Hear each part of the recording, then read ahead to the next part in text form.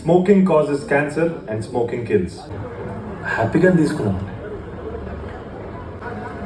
అదే అని రిటైర్ అయిందో తూడిస్తే ఆయన ఇస్తాడండి, ఆయనే మారలే.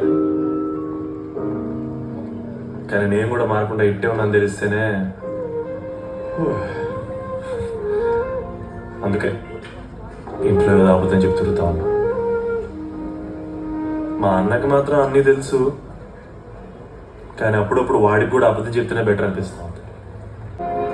నేను తీసుకుంటానండి లైఫ్లో కొన్ని డిసిషన్లా.